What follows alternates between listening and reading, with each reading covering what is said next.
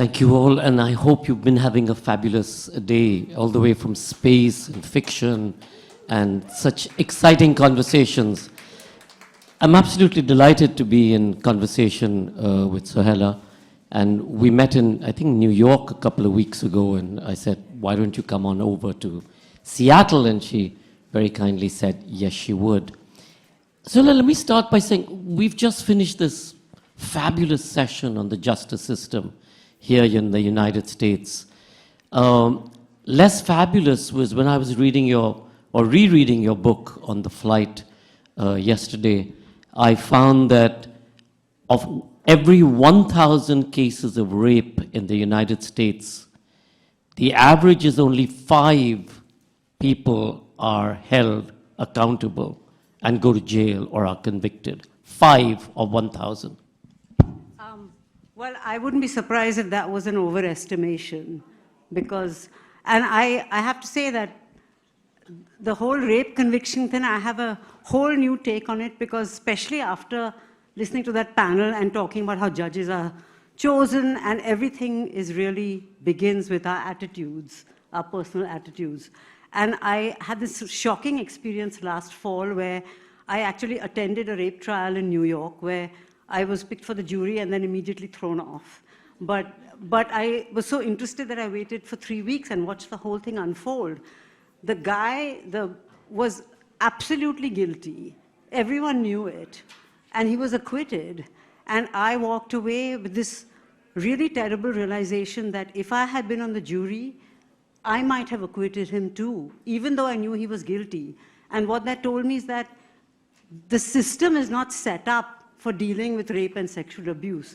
The way the rules of evidence are, if you have a he said, she said situation, there's no murdered body, there's no stolen wallet, many times there's no semen or sperm, there's no rape kit. So how we have to change the whole system of conviction. First of all, it's very difficult to talk about it. Then when you do and you actually end up in court, what are the rules that are set up don't really fit this crime. So it's not at all a surprise that very few go to jail. You know, you talked about it, to begin with, it's very difficult to talk about it, but this is what you did. And what gave you the strength to be able to do so? Because you pretty much came out to your family to begin with. And what was the reaction of your immediate family, but then also what was the reaction to the uncles and aunts and everybody else who makes the larger Indian family? Well, I have to say that I would like to say that I'm a very brave and enlightened person, but actually I was extremely naive. And I don't think I got the cultural memo that this was supposed to be my fault. And for that I give credit to my family, because they're a bit unusual. And I was only 17, and I never sort of got the subliminal message that if something like this happens, you're to blame. I never got any message at all, so I just kind of made up my own message. And so I didn't just come out to my family. I told the police, I told everyone. It just seemed like something should be done, but nothing was done. The police didn't believe me. And I think that if this happens to you, the most important thing is your close one's reaction. So I'm just really, really lucky. I was in India, and my mother wasn't there. She was in the US, but my father was there. And he was just incredible. He was much older. He was, I don't know, maybe in his 60s at that time, and he was brought up Muslim in India. We have our stereotypes about people. But he just walked in, saw me on the couch, injured, picked me up in his arms, and ran up 3 flights of steps to the roof with me and said, what do you want to do? Tell me what happened, what do you want to do? Do you want to tell the police? I said, yes. Whatever I wanted, he did. It never occurred to him to ever blame me. And he just was protective and marvelous. So, who cares what everybody else says? It's those people who count. It was interesting because when perhaps some of your uncles said this shouldn't be spoken about, he looked to you for the cue and you were like, speak about it. Yeah. In a couple of things. One is that my father, he loved me and he wanted to protect me. And a few days later, when I was able to walk and stuff, I was going somewhere, and he saw me leaving the house, and I was wearing this really bright silk shirt. And he said, why are you wearing that? People will see you. And I said, well, why shouldn't they see me? You know, I haven't done anything wrong. And he really took it to heart. And a few days after that, we actually went to a neighbor's house, very conservative. We didn't know them very well. But I told him I have nothing to be ashamed of. And so we were sitting there and having tea with them. And suddenly, in the middle of a conversation about something totally different, my father said, "My daughter was raped. And I'm not ashamed. She did nothing wrong." And, you know, it was just wonderful and great of him. You know. Does the acknowledgement that this isn't your fault per se by people who love you, is that perhaps one of the first steps to feeling less violated, or feeling that this is something that you could then figure out how to live with or work with? Well, I don't like to speak for all people to whom this, men, women, it happens to everyone. I think for many people that is. For me, because as I said, I hadn't got the memo, it wasn't as important. But it is important in healing, and I think it's more like sometimes people talk about denial. Sometimes to tell yourself it's your fault is actually not so bad because you have some control. I mean, this is an uncomfortable, wrong thing to say. But if you feel like you could have done something, then you can fool yourself into thinking it might not happen again. So what if you're wrong? You do what it takes to survive in this world. You know, you tell yourself whatever story you need to survive. So that's why I used to be a rape crisis counselor. And we went through, you had these stages, you know, anger, denial, whatever, of grieving. And I never liked the word denial, because maybe it's not denial. Maybe you need to put it aside for a while in order to survive. So I say whatever works, you know. You wrote a blog, and then many years later, that blog sort of came back. You wrote a blog for Manushi, you wrote a column for Manushi. Yeah. And then many years later, sort of came back, and in some ways it led to the book. Yeah. Well, in those days, the word blog didn't exist. You know, this was many years ago, over 40 years ago. So what happened is the rape happened when I was 17. And then a couple of weeks later, I went off to the US. I went to college. And then I decided to do my senior thesis on rape in India. I thought this was really smart. I'll find out all this information. I was still in denial, if you call it that. And I got a grant, and I went to India to study, and I just somehow thought there'd be, you know, victims lined up waiting to talk to me. I found no one to talk to, and anyone I asked would say, I mean, remember, this is the 80s. So the only time rape was talked about in India, in America it wasn't talked about either. I'm not trying to put us in any way as more rapey than America, because we're not. Is that rape is a problem that's a class issue. It happens when police rape poorer women, when zamindars rape tribals. So in that context, I thought, where am I? Because I was a middle-class woman, pretty privileged, and I was raped by lower caste men. So, but I know it happened to me. So I just got more and more irritated that people were not acknowledging that it's sort of across the board. So then just in a fit of, you know, teenage bravado, I wrote this piece for this magazine, Manushi, feminist magazine. There was no internet, there was no nothing. So it got published. I was in America, so I had no idea what happened. The only flack I got was from my uncle who wrote to, my chacha wrote to me and said, how dare you besmirch the family name. My parents also laughed. So there was no problem. And then it kind of went away. And I didn't know that it was actually used in courses here and all, but I had no idea. Then 30 years passed, and I had this nice life. And everything was fine until 2012, when the Jyoti Singh rape happened in India. And suddenly India was all aflame for the first time talking about rape. So this was the Nirbhaya case, for those of you who may remember, where this particular Jyoti Singh was raped in a bus by the attendants and the driver. And murdered. And murdered. I like to say the murdered part because that does trump the rape, I think. And so I've been a journalist, so I know how the media works. You like to talk to the living survivor. And in 30, 40 years, still nobody in India had ever come, this was before Me Too or anything, had ever come out and said they were raped. So they couldn't find, you know, a convenient victim to talk to.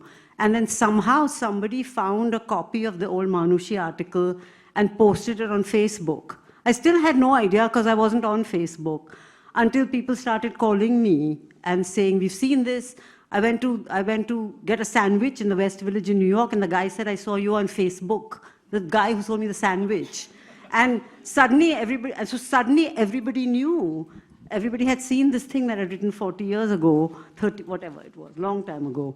And it was really kind of shocking, not because it's a secret, but because it was kind of, I didn't choose it. So that's how it came out. And then people kept calling to interview me, and I didn't know what to say, but I'm a writer before anything else. And I'm a better writer now than I was at 20. So I thought, well, let me say one thing and about what it's like later. So I wrote a piece for the New York Times, which was went totally viral. Everybody in my life read it. Everybody knew. People were calling me up crying. But, you know, I'd finished crying 40 years ago. So it was it was a really odd time. And I got outed to people, not really out of choice. And then eventually it led to the book, which is, please buy my book. It's not all about me. There's only about 2 pages about me in it. So that's how it happened with the book. Apart from writing the book, I think both you and Tom were wondering how to break the news to your daughter, who was not necessarily around during this period and didn't really know it, in the same way your brother had to break the news to their son. Yeah. So that was interesting because, you know, I've been going around all my life saying it's not a secret, it's nothing to be ashamed of. And yet, you know, my daughter was born and she was 11, maybe 11 at the time. 11, according to the book. And my nephews were 12 and 13 or 15. Yeah, something. And I had never told her. So I don't know why, but it just hadn't happened. I hadn't been thinking of it. But luckily, we had talked to all our kids about rape and stuff like, you know, they knew what it was. But so it's not really correct to say that Tom was worried, because Tom was the least worried, because Tom is much smarter than me. So I kept saying, well, it's going to come out in the Times, and how are we going to tell her, and what's she going to do? And she's, you know, I got myself really whipped up about the whole thing. And he said, you know, all the baggage about rape is our baggage. They don't have baggage about rape. It's our generation. We are the ones who have built it up. So she doesn't know you as a rape victim. She knows you as her amma. That's not going to change. So why are you overthinking it? Just tell her. So that made sense. So we were sitting at the table, and I said, oh, you know, by the way, we've talked about rape. I just want to let you know that all these people have been calling, because the phone had been ringing off the hook. So I just want to explain to you why everybody's been calling. It's because this happened to me when I was 17, and I told her the story and that I'm fine. And then I waited, and she was just like, okay, pass the cheese. You know, she just wasn't bothered. It was just something that happened to me. It was fine, and it was a real lesson to me. And the same thing, my brother called me up at 6 in the morning. He said, the New York Times is at the door. Your thing is the whole page. And they read the Times every day in my son's school. And, you know, his puppy is going to be in it. I said, just tell him. So he did. You know, no one was bothered. And there's a real lesson in that, because it's not that they don't know it's a terrible thing.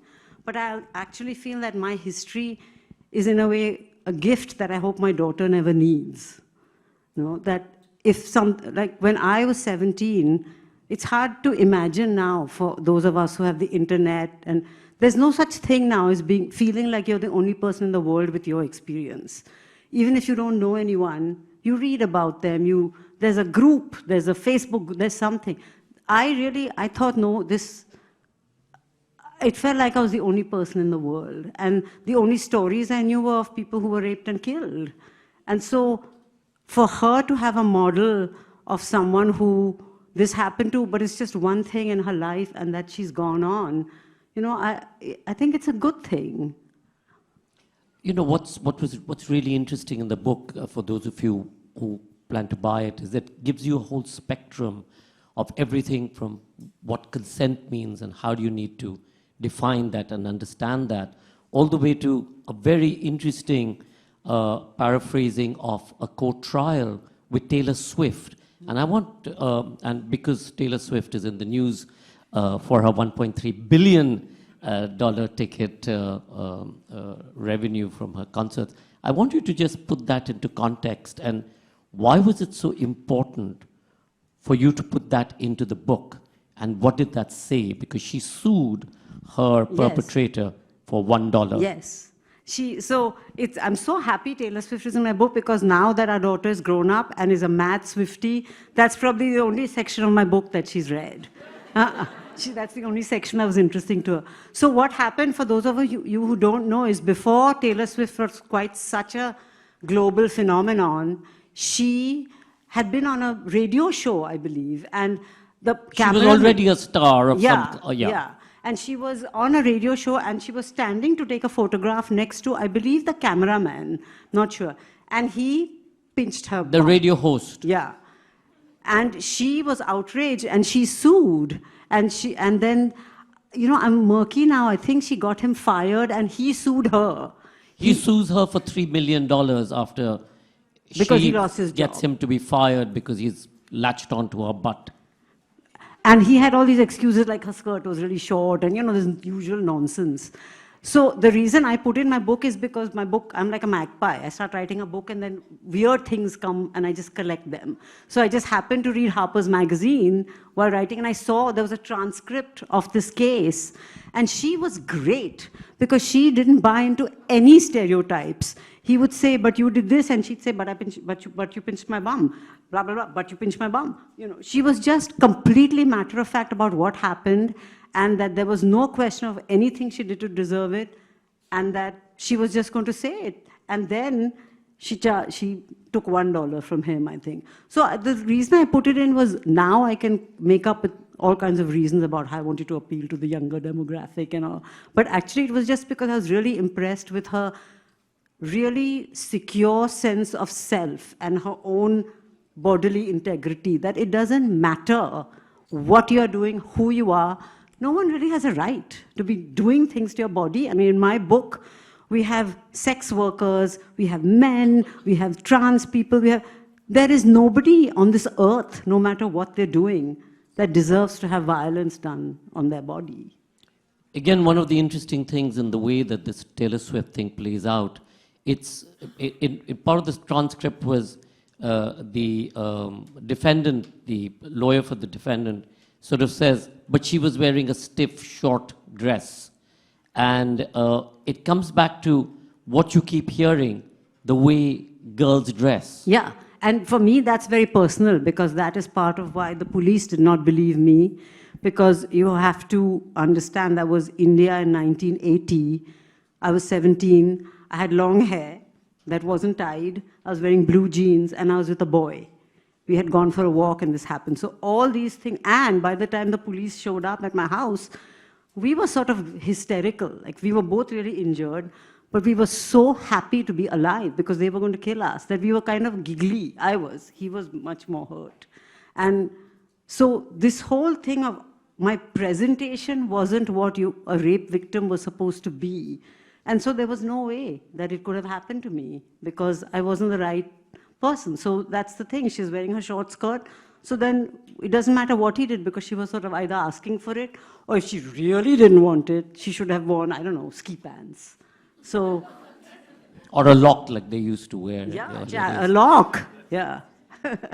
Again, you talk about how when something like this happens and rape as violence happens, and it happened to you, how it's like a double whammy. It's the emasculation of the man who's with the woman who's being raped. Yeah. And it's really a two-in-one whammy. Yeah, and I'm still very close with my friend who was with me, and I, in a way, feel like I had so many people to talk to, and I didn't get therapy, but through becoming a therapist that way, I kind of got to work through it, and he also now has a fine life and all that, but he never spoke of it to a soul. And that's really, really difficult. And he felt like he didn't protect me. I was feeling like I didn't protect him because he was badly hurt. So I think there's a lot. And at that time, you think that nothing could be worse. But now I think it would be much worse if it happened to my child. And so in retrospect, I have a lot of sympathy for my parents. And especially my mother, of course, because when we came back to the States, we told, but my father was alone. He had no idea, but he just happened to do everything. You could write a textbook on my father and how he did all the right things. So I forgot where we were going. No. Yeah. in all of this, especially I mean, looking at America, and I'm looking at America for a specific reason, because everybody tends to think that rape happens somewhere else, whereas whether it's the coach of the Olympic team who continued for many years to molest his, the crew or the sports people under him, and continued to do so and boast about it. But in universities, one of the biggest problems, and you talk about it, is this idea of consent. And when two people get drunk, it's assumed that it's okay for one to climb on to the other. And that's what boys do, or that's what you do when you get drunk.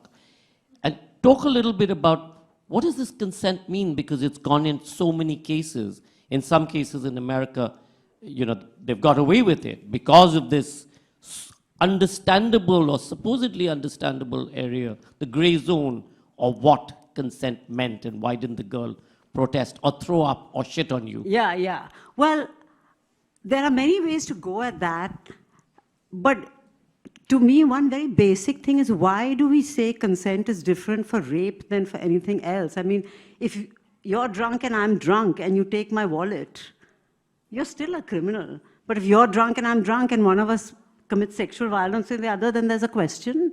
I mean, that doesn't make sense to me. So part of it is that, yes, it's a different kind of crime because there's sex involved. I don't buy the old argument we had that rape and sex are very different, because there is a connection, which is why it's so complicated. But in terms of consent, we can have all these things, that these affirmative action rules, these affirmative consent rules, which it's easy to make fun of, because you can easily make fun of the situation of two people saying, now can I touch you here, and how can I touch you there, and all this. But the basic thing is respect for someone else. I mean, if you're doing something with someone and you're usually checking in with the other person to make sure that they're also into it. But somehow when it comes to sex, we throw that out the window. And one half of the population is supposed to just take it, and the other half is supposed to do whatever they want. And to me, that's a huge disservice to men as well, because it's assuming that men are these, wild beasts who don't care what you think. And I haven't found that to be the case. So I think consent is complicated, but it's also uncomplicated, because I haven't understood why it should be different for sex than anything else. Why not just check in and see if the person's into it? It's not that hard to tell. In fact, she writes a very funny line. She says, sex and violence or rape, it's like when you hit somebody on the head with a rolling pin, is that cooking? Yeah. Yeah. It's true, but I think, in America as well, and also in India, there's a real disservice done to young people, and especially boys, because if there's no sex education, how are you supposed to know the difference? When we were growing up, we lived in a village, and when young people were getting married there at 15 and 16, the girls were 15 and 16, the boys were 18 and 19. And traditionally, this was in Maharashtra, the night before the wedding, the boy's grandmother had to tell him what to do. And that's how they found out, there was kus between them. And now, what does everyone do? They check out porn.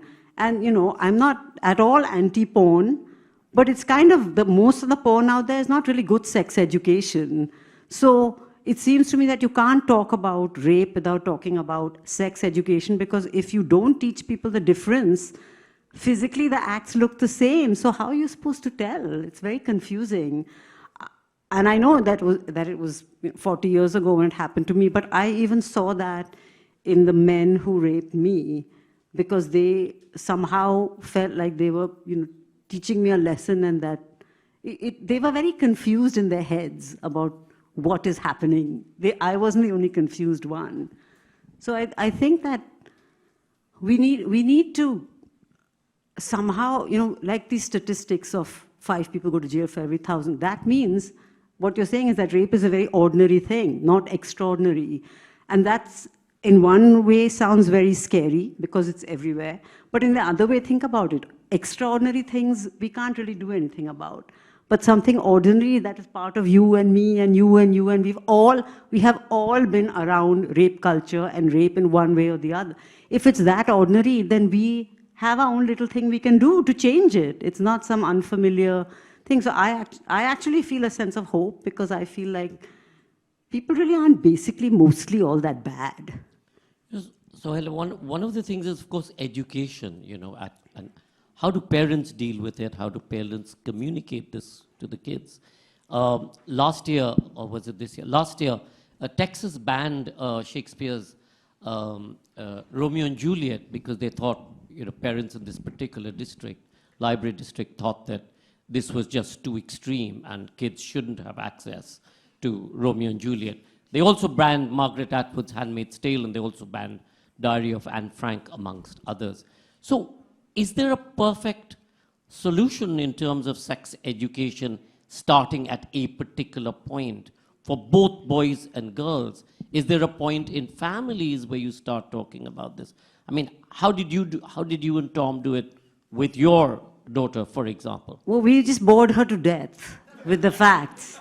But I don't think there's a perfect way because every family is different. Every child is different. Every parent is different. I just feel like the one bottom line rule is that whether you're boy, girl, trans, these days, there's many genders, give the same message to everyone. There's the same message of respect and pleasure. The sex talk shouldn't be like it's going to be terrible, be careful talk. It should be more like, here's a great fun thing, and here are some problems that could occur. But how did we do it? I think we just started talking about things very early. And I remember one time when we were walking down the street, I think she was 8 or 9, and we were walking up Avenue A in the East Village, and some guy came towards us, and he had a shirt that said something. It was like a pro-condom shirt. And I said, see, Samara, note that. And she just looked at me and said, geez, Amma, I'm 10 years old. So I think we overdid it a little bit. But I say it's better to bore them to tears so that when they know the information, when they want the information, they'll have it. But I think that we make a mistake when we get frightened about this because, you say, well, how do we talk to people about sex? You go to most houses, television is on, there's genocide, there's carnage, there's racism, all that is allowed to play and go into children's heads, but God forbid you should talk to them about sex. So that, I think we just have made this mistake of putting it into this, like I said, extraordinary thing, which it's really not. Media's role? I have been on both sides of the media role. I think that, we journalists, we like a sensation. And as regular people, we need to give the message that behind the sensation, we want the story. But I see a difference in India now. I don't know so much about the media. I see there are a lot of problems with media coverage of things, but I see like this Kolkata rape that happened. I had somebody call me up from the Telegraph and talk to me about justice and all this stuff. And then a week later, the editorial board of the Telegraph took a quote from me and wrote an editorial about justice for women.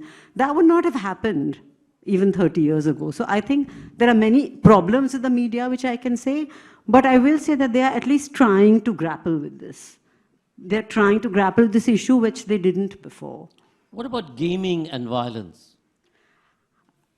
It's very I don't know. I'm not an expert. We're in the heart of Seattle, which is a very tech-friendly place. So, I don't know, and I don't want to like spout stuff that I don't know things about. But I do have trouble believing that someone is absolutely a blank slate, and then gaming will force them to rape. But I am also not familiar with these terrible, violent games. So that actually, I'd be happy if someone else answered, because I don't want to go on about something I really don't know about. So one of the things we've seen across millennia is that rape has been used as power to be able to dominate, and this is not today.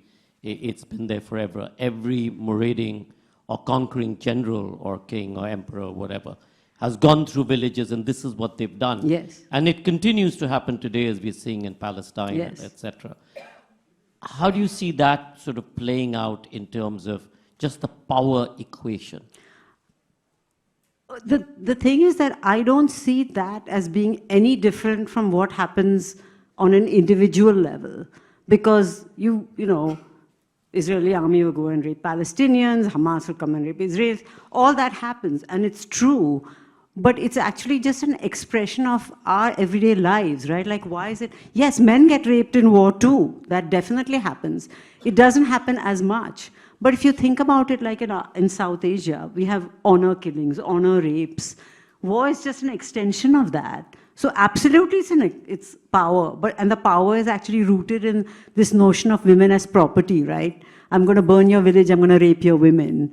So maybe as part of my theme of ordinary things, we can all start questioning where we think of women as property, because I think it's based on that you're destroying another. It's again a fight between men and women are the playthings in it. What can I say? It definitely happens. It's definitely reprehensible, but it's not unusual, and it's not away from the rest of society. It's just kind of an expression of how we feel anyway. So for us to sit here and say, oh my God, can't believe they're doing that, they're really sort of acting out attitudes that we all have. Again, one of the things that, you know, when the Nirbhaya killings happened in India, one of the things we did was, with the assembly rooms at the Edinburgh Festival, we commissioned a theatre production of it. And we toured that. Of course, it played out in Edinburgh, and we took it to India as well.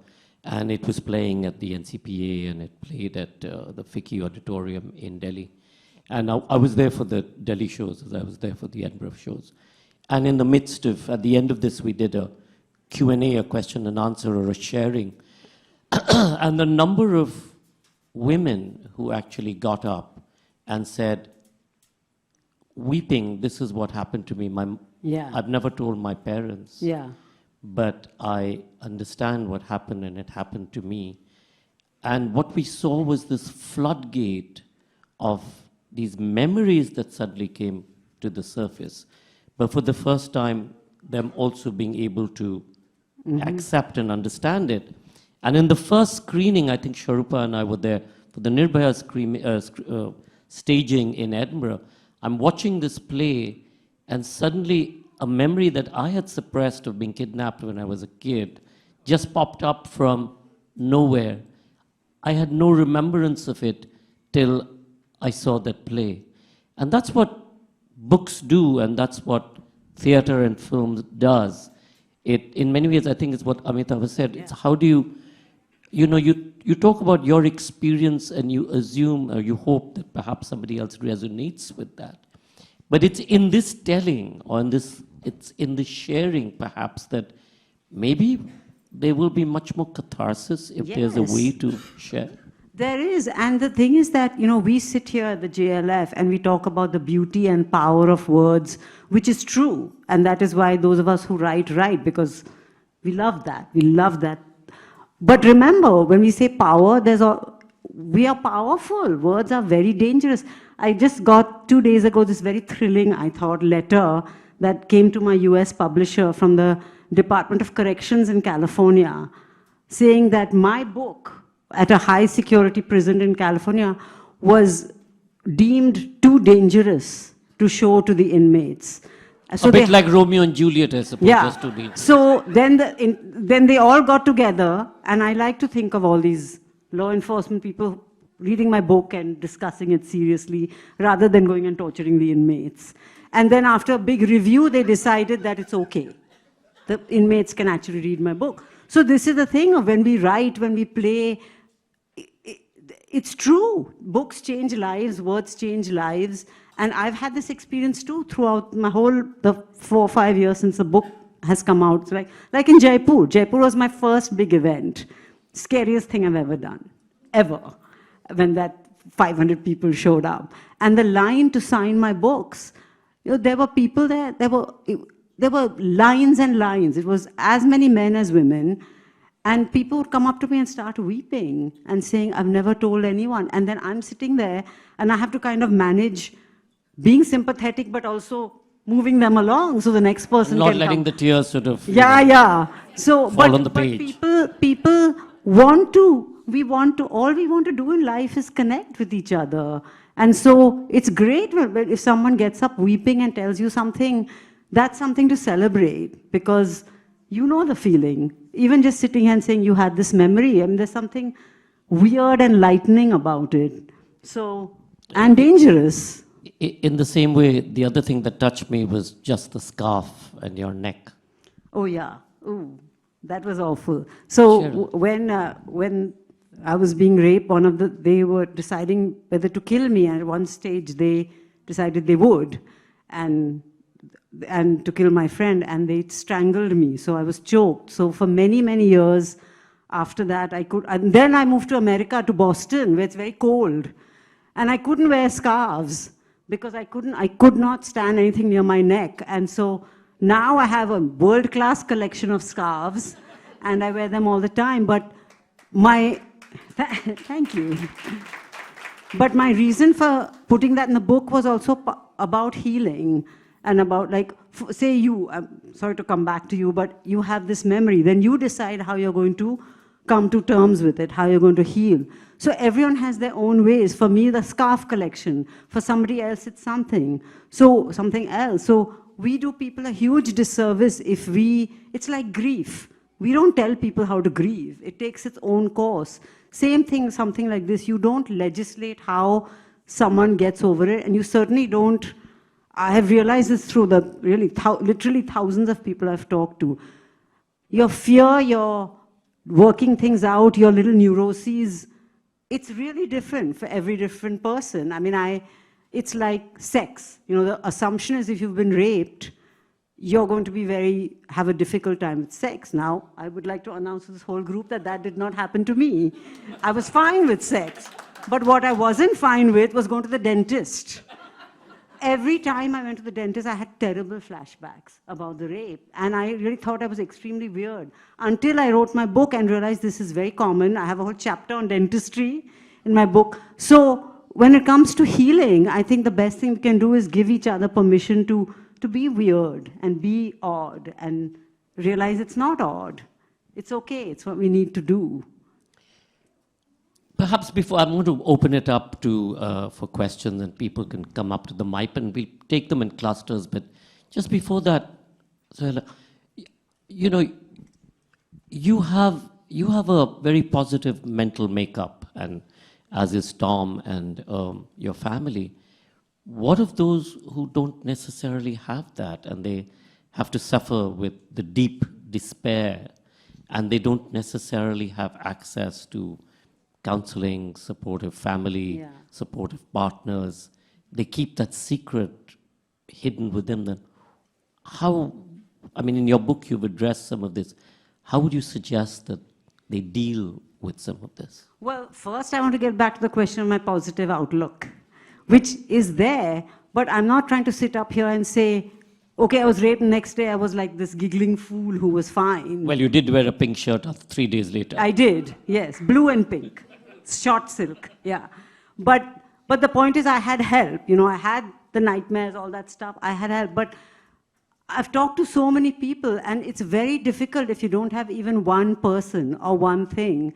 So what can I say? I think all of us have a responsibility, you know, as men who are capable of real brutality, but also real gentleness, and as women and as all the other genders, to be open. If someone seems to be in pain, let them know you're there for them.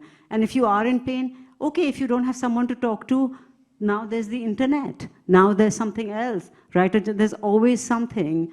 And people should reach out, you know, and if you ever feel, I talk to so many people who are over it, but one thing to remember is that all of us, it's like, I'm not a hero because, you know, I was raped and I've got positive mental outlook and all that. I want to think of myself as like a good writer who managed to write about it. But I'm not extraordinary. I mean, look in this room. Everybody in this room has either been through this, done it, or known someone who has been through it. And so if all we can do is just be a little bit open to letting people know that we can listen to them. It's not that hard. It's not more different than listening to anything else, really. So that, I would just say keep trying until you find the right thing. Mills and Boons in Bollywood teaches us that no doesn't necessarily mean no. No is just the excuse to lead to yes. because you have to chase somebody around the tree a little longer. Sure. And that sort of sets this really weird Yeah. expectation. Ki nahi, na to keh diya, but sorry, but you said no, Yeah. but you know, it actually doesn't mean that. One of the issues that we have to deal with, and what does no mean? I think this whole business of no means no is very much connected to what I was saying before about how we educate girls and boys about listening to each other. If the message you give from, say you have twins, say I have twins, one boy and one girl. If every mealtime, you know, the hottest chapatis go to the boy and the egg leftovers go to the girl, if his education is more important than hers, I'm inculcating right from the beginning that somehow his needs are more important and that it doesn't matter what she says. If it doesn't matter what someone says and you just want to have sex with them and your idea of sex is not necessarily mutual pleasure but satisfaction, then you've completely set up for no doesn't mean no, because who cares what she means? You do what you want. So I think it just goes back to the original thing of respect, mutual respect. If there are, maybe someone says no when they mean no, but then why? Then stop. Say, when you say yes, we'll proceed. I mean, what's the big deal? I mean, one of the problems is, do we listen anymore with Fox TV and social media? You don't really listen because it's just one-sided communication. Yeah, that's very difficult. I feel like, you know, that's what I actually like about JLF, is that you can, that, you know, I've been very irritated at times when I've been heckled from the audience by people whose views I don't agree with, but that's fine. The main thing is conversation. That's why my book is called What We Talk About When We Talk About Rape. Because if we don't at least talk about it, forget it. Because there's no use pretending it doesn't exist. It's part of our lives. And if we can't even bring it up, I mean, I can't tell you how many people have just emailed me and said, you know, I never told anyone I'm feeling so much better, I'm just writing this to you. That's it. It's not like I had to go out there and say anything to them, just read the book. And now more people are speaking up, but we should just listen to each other, and we should definitely, I wrote my book definitely for men as well, because I'm just not of the school of men are bad, women are good. I think it's really, really complicated. I think there are huge power dynamics, and that I look at my own life. I can't imagine life without like you and my father and Tom and every, you know, it's not, it would be a very boring life.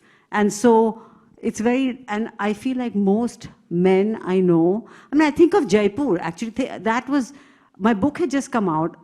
I thought nobody would read it. I had no idea that it would take off. So I wrote whatever I wanted. And then I got invited to Jaipur, and my first event, besides the book launch, was my event in Jaipur, and I had really built myself up into a state of terror, actually, because, you know, after 40 years, the voice of the rapist came back in my head. If you ever tell anyone, we'll kill you. And it was unrealistic, but I somehow felt scared. And then the event happened. I was with Namita Bhandare, and there were about 500 people. And it was pretty 50-50, and most of the men were young men, and they were the most delightful audience. I had all these guys standing up, men in English and Hindi, saying, we just want to know. Nobody talks about this. Nobody. One guy stood up in Hindi and said, "ये rape के बारे में तो कोई बात भी नहीं करता. ये rape तो शब्द भी कोई बोलता नहीं."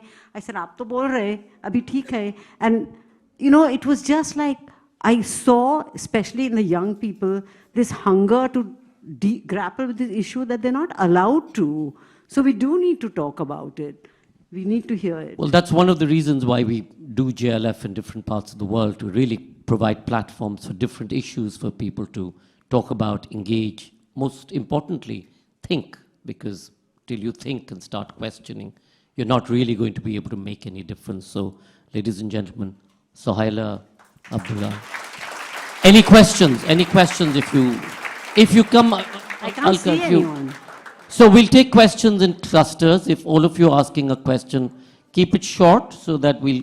Also more than one at a time. Okay.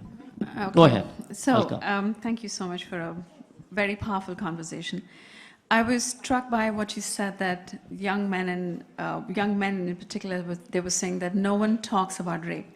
But I clearly remember Javed Akhtar saying, when India's Daughter was released, and I say, oh my, there's a terrible film, we shouldn't have been, you know, it sort of demonizes India as this rape country, rape city of the world. He says, India's Daughter and this Nirbhaya experience has normalized talking about rape. So my question to you is, if you hadn't left for America at that time, if you were in India, do you think you might have seen yourself in the category of the rapeable woman and the non-rapeable woman? Because I remember 40 years ago, the mainstream Indian women's movement was only targeting or it was engaged in a rescue mission of tribal girls being raped and Dalit women being raped, etc. No one was paying attention to what was happening in the middle class. So we got that one. Okay, right. Rapeable so would women you or no? have been In India. disappointed by the Indian women's movement? So hold that.